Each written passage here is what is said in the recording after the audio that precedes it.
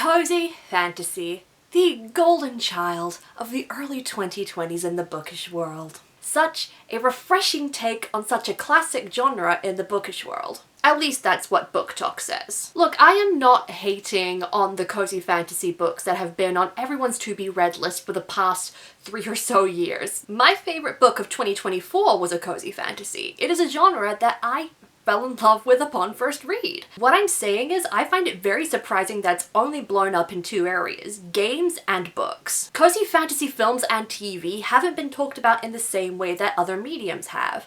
Like, everyone was talking about cozy fantasy on Book Talk for the past 3 years, and everyone in lockdowns wanted to play a cozy fantasy game of sorts. But not anywhere else in the Western world was cozy fantasy a boom. But that is more okay than you realize, because Japan has been loving cozy fantasy for such a long time. One animation giant beat everybody to this trend and has got a lot that we can learn about from all the different movies they have made in the cozy fantasy genre. Today we're talking about the many ways that Studio Ghibli are the pioneers of cozy fantasy. For this video essay, we are going to be drawing upon 6 of Studio Ghibli's cozy fantasy films, because I have not seen them all and there are only 6 that I have watched so far that I would consider a cozy fantasy. I'm making my way through them slowly, guys. I have too much to watch and I need a little bit of variety in my life. Anyway, these movies are Ponyo, Spirited Away, The Tale of Princess Kaguya, My Neighbor Totoro, Kiki's Delivery Service, and Arrietty. But why do I consider these movies cozy fantasy? What exactly is this subgenre of fantasy about? Have tropes of it been defined enough to have a definitive answer as to what a cozy fantasy actually is? Defining the genre. Cozy fantasy, as described in a USA Today article published in 2024, describes cozy fantasy as all the magic, world building, and adventure of traditional fantasy, but without the life or death stakes. One stereotype about this subgenre and cozy fiction as a whole is that they involve small towns and running some kind of magical shop, like coffee shops or bookshops, as described by the book Leo in her video all about cozy fiction. That is by far a massive generalization. Yes, it's what happened in Legends and Lattes, the book that made cozy fantasy popular and cozy fiction largely in general. But that's not what cozy fantasy is. To generalize cozy fiction as a whole as running a small business and the stories around running a small business and the coziness surrounding that is very capitalist focused, and it kind of discredits all the other kinds of stories that are cozy fiction and cozy fantasy that have become so popular. If we apply cozy fantasy to my good old genre cycle by Tom Schatz, we are in the middle of a classic stage with cozy fantasy. A lot of stories are being generated while the subgenre is at its most popular, at least in the bookish and the gaming world. And the one thing that is very surprising about this stage compared to other stages within the classic stage, we are seeing a lot of experimental works. A lot of different stories coming out of this cozy fantasy sort of era. We are not only seeing coffee shops and bookshops in fantasy villages. We are seeing stories about moving far from home to teach a group of young witches their magic. Professors traveling abroad to study fairies in the wild. Looking after a series of orphans with magical abilities, and so much more. This subgenre, even though it's in its classic stage and has become very popular, is so new that it does not have its own Wikipedia page yet. So many other different genres and subgenres do, but not cozy fantasy yet. It's still very fresh in many people's eyes and the kind of subgenre that I'm still introducing a lot of people to for the first time when recommending books. Which is weird because these kinds of stories have existed for a long time, notably through Studio Ghibli movies, which in turn were adapted from some cozy fantasy books that were published before the 21st century. To help build up this Wikipedia page and get more of a grounding, we can look at the trends through Studio Ghibli movies to work out what it is that cozy fantasy is about and what we love about it so much. Because there are so many more ways to describe it than just magic bookshops. So what are these trends in Studio Ghibli movies that are cozy fantasy? Let's take a look-see. It is externally simple. While the typical fantasy story requires an entire blurb or even a page to describe a plot or premise, a lot of fantasy stories that are cozy fantasy don't need that. you can usually describe them in just 1 or 2 sentences. It's short enough to understand what is actually going to be happening. This could be as simple as, a 5-year-old boy rescues a stranded goldfish and then the goldfish wants to live on land and become best friends with him. Or, when a young witch leaves home and starts a delivery service, her magic is pushed to its limits. Or, a family of people who are 4-inch tall get into trouble when their teenage daughter ends up interacting with a human. While fantasy hinges on extravagance or complex worlds that are very different from our own, Studio Ghibli and its cozy fantasy movies have concepts that are very easy to explain and are very approachable. I find myself saying a lot for people who want to start fantasy for the first time to pick up a cozy fantasy book because of that approachability. These stories often have some form of modern familiarity to them. They're just in a fantasy world, so it makes it a perfect example of how someone can get a taster of a fantasy world while still not being shoved into something like Brandon Sanderson. They are very real stories with just a touch of magic in them to make them that bit more special,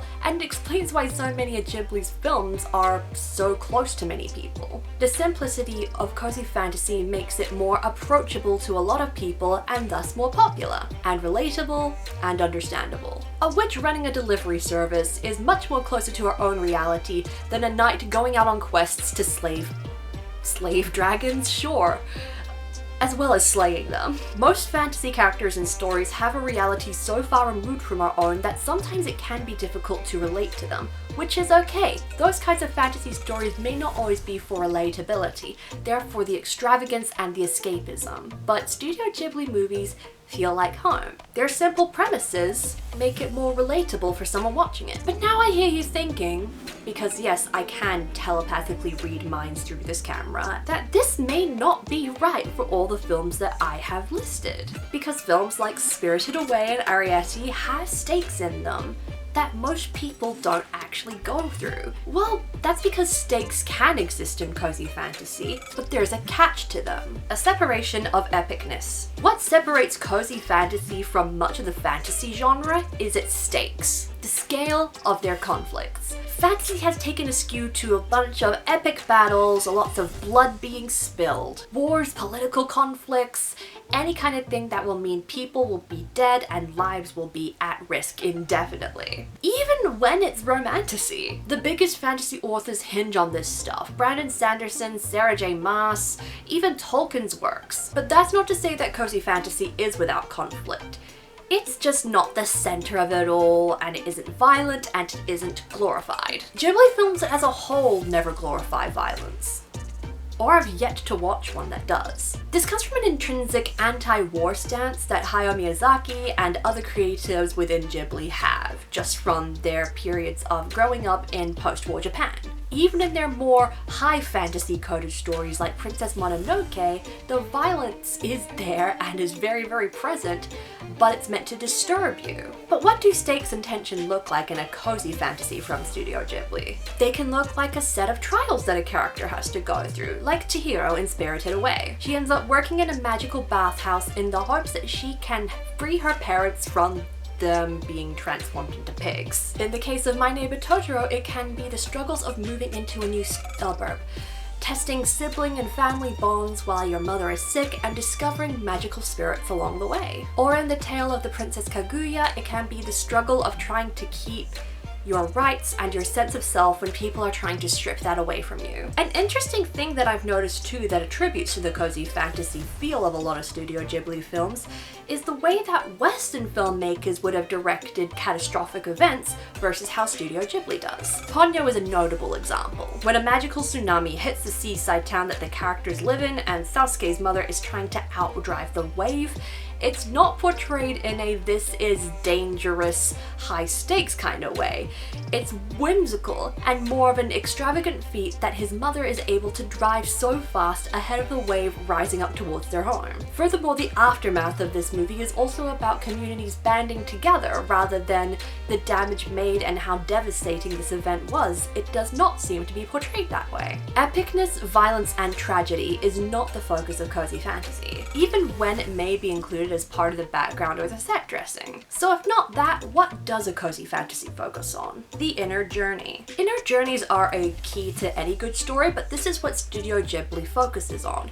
They either have the inner journey also intrinsically intertwined with the outer journey, or it takes more of a priority than the outer journey does. As I mentioned earlier, cozy fantasy, due to its less epic nature, is more grounded in reality. But this isn't necessarily an external reality. I mean, have you ever seen your parents turned into literal pigs? It's grounded in the reality of our own human problems and journeys. Kiki's Delivery Service was one such story that ended up resonating with me. The young witch Kiki loves flying, but as she does it for her job, she ends up becoming tired, depressed, and ends up losing her magic, basically facing a form of burnout. This connected to me as a former dance instructor. Teaching during lockdowns, trying to balance this with another full-time job, and a shift in this dance studio culture where I was working made me fall out of love with a job and a passion that I had for as long as I can remember. It made me have to quit and find another avenue to find passion through performing arts. And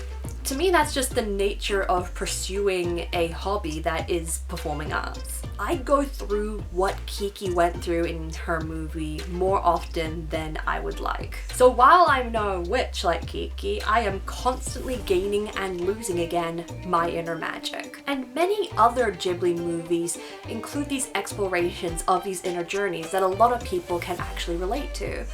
Like the tragedy and depression of being forced into someone else's desires, or holding on to your identity and not letting what you must do to survive lose that. It's these kind of inner journeys that fill us up and make us feel so inspired. And across their cozy fantasies, they achieve this so well. Like, I do not cry or get emotional at movies at all, but I do with Ghibli, because they nail explorations of the human condition in so many ways. Which leads me to the other aspect that Ghibli nails. People are at the center. Cozy fantasy is often depicted as a contemporary story in a fantasy world. An oversimplification in my opinion. Like Heather's is a contemporary story, but I wouldn't call it cozy. The only people would call that cozy would probably be people who would fall in love with serial murderers. Can I suggest that you talk to a therapist? But why people consider cozy fantasy to be closely linked with contemporary stories is that contemporary stories are all about people and interpersonal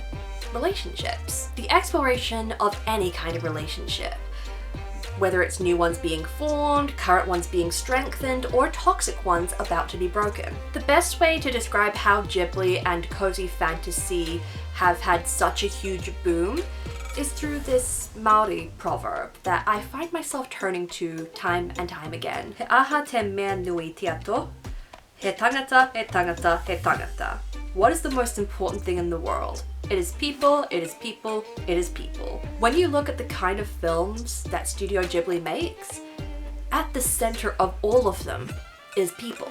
No character is alone or has to go through anything alone. There's human connection and many ways across these films that characters explore different forms of love, whether that's romantic, familial, platonic, or a queer platonic relationship.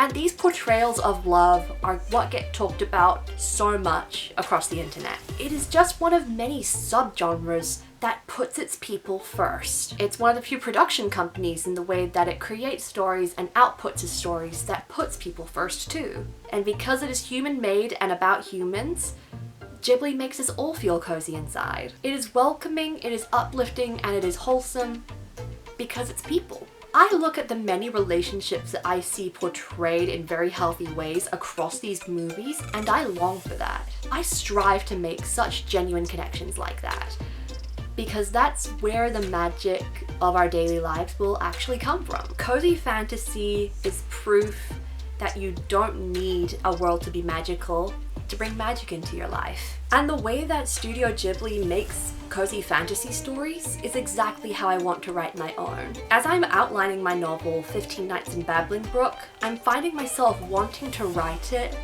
like it was made by Studio Ghibli, imagining it as if it was something they were going to adapt and animate, which seems very unlikely to happen, but with the number of cozy stories that they wrote, they know what they're doing. They're leading by example to help me as a writer and many other people as writers too. And I hope that as a production company, they stick by that human first core and never die. because they are not only some of the best storytellers of cozy fantasy, they are some of the best storytellers, full stop. Did I miss any movies that you guys would consider cozy fantasy that I could go and watch? Please give me those recs. And I also want to talk more about Ghibli's works, so what other things should I deep dive into? I've already got one other video planned for Studio Ghibli stuff, but what other stuff do you want to see me talk about? And if you want to see that, you better subscribe so that you know when it's coming out. I post videos every fortnight on all things fantasy, so there's plenty for you to stick around and watch and feel cozy about. With that, I will perhaps see you spirited away in another world.